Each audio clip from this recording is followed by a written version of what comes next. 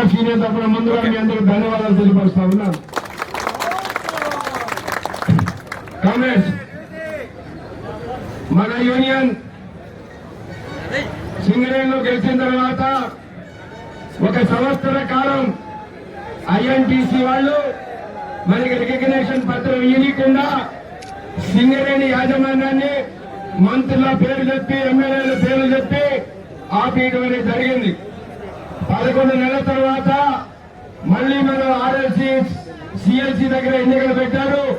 మాకు పత్రాలు ఇవ్వలేదని గొడవ చేసిన తర్వాత మనకి 2023 సెప్టెంబర్ నెలలో మనకి గుర్తింపు పత్రం ఇచ్చారు. గుర్తింపు పత్రం ఇచ్చిన తర్వాత మరి మనందరికీ కూడా సింగరేణిలో డిపెండెంట్ ఉద్యోగాల కొరకు ఆనాడు 1981లో మన యూనియన్ జనరల్ సెక్రటరీ కొమరయ్య గారు పోరాడి ఒక అగ్రిమెంట్ చేయించాడు.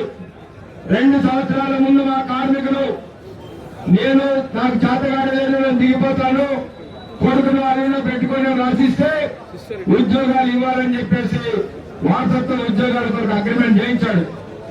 1981 నుంచి 1994-95 సింగరేణిలో అందరికీ ఇచ్చారు. డిపెండెంట్ ఉద్యోగాలు పెట్టుకున్న వాళ్ళు అందరూ కూడా ఇచ్చారు. దురదృష్టం 94-95లో సింగరేణి నష్టాల్లో పోయి బిఎఫ్ఆర్ పోయినాడు.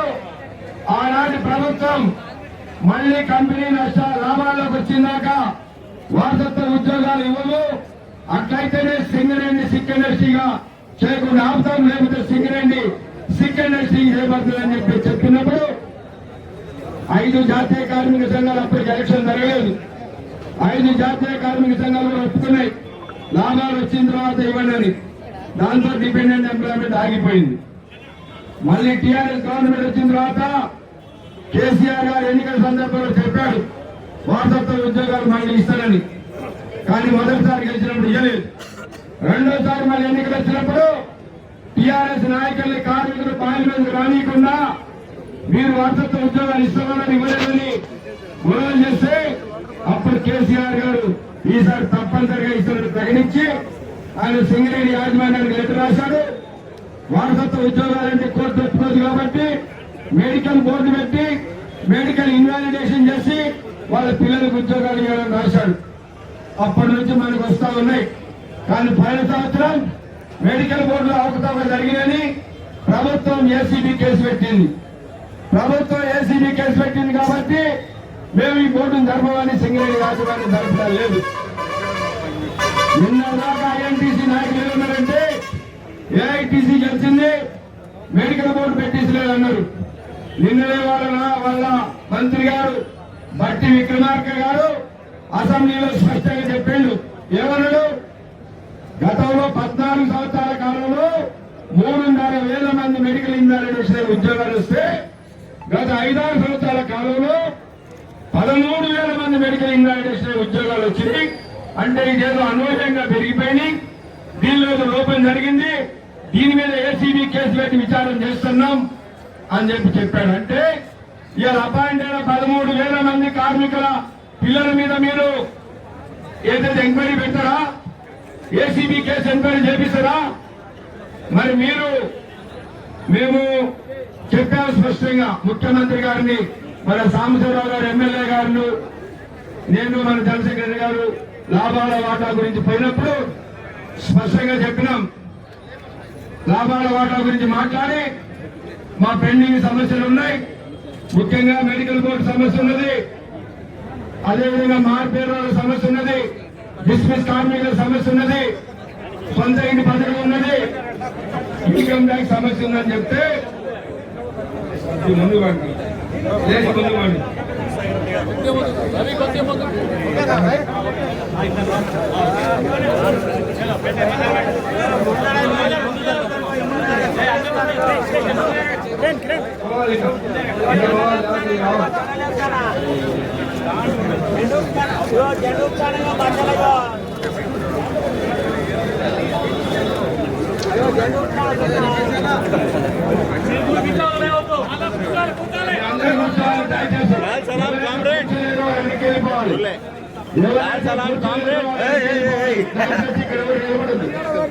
ఎవరు నిలబడద్దు, నిలబడదాల్చుకుంటే వెనకమే నిలబడండి.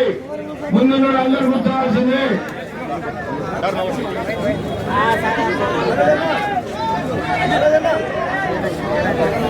ఓకే అనుకుందాం మరి ఎన్నుకుందాం మరి నుంచుందామంటే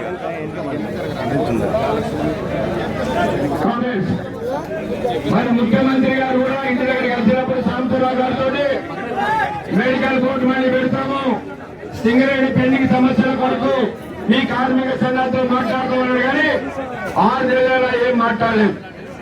మొన్న భూపాలపల్లి వచ్చినప్పుడు మన యూనియన్ ప్రధాన కార్యదర్శి గారు మన మున్సిపల్ ఎన్నికలప్పుడు ముఖ్యమంత్రి గారిని కలిసి మా మెడికల్ బోర్డు సమస్య పరిష్కారం కాలేదు మీరు చెప్తా ఉన్నారంటే ఆయన పబ్లిక్ మీటింగ్ లోనే ఎవరా మెడికల్ బోర్డు పోయిందని చెప్పింది. ఆ చెప్పిన లాభం తొందరగా జరగొడతాం అని చెప్పేసి మాట్లాడిండు. మరి ఇప్పటి వరకు కూడా దాని మీద ఏం పరిష్కారం చేయడం లేదు. కాబట్టి ఇవాళ ఈ మెడికల్ బోర్డు సమస్య పరిష్కారం కావాలి. మారుపేర్ల సమస్యని పైన గవర్నమెంట్ కేసీఆర్ గారు అసెంబ్లీలో చెప్పిండు, సింగరేణిలో మారుపేరు కార్మికుల సమస్య పరిష్కారం చేస్తాము, వాళ్ళందరినీ సొంత పేరు మీద రెగ్యులరైజ్ చేస్తున్నాడు. కానీ ఇంతవరకు ఏం చేయలేదు. డిస్మిస్ కార్మికులకు అవకాశం ఇవ్వని చెప్పేసి అడుగుతా ఉన్నాం. దాంతో పాటు ఏదైతే సొంత ఇంటి పరిధి ఉన్నదో దానిపైన యాజమాన్య సెక్టర్ మీటింగ్ ఒప్పుకుంది.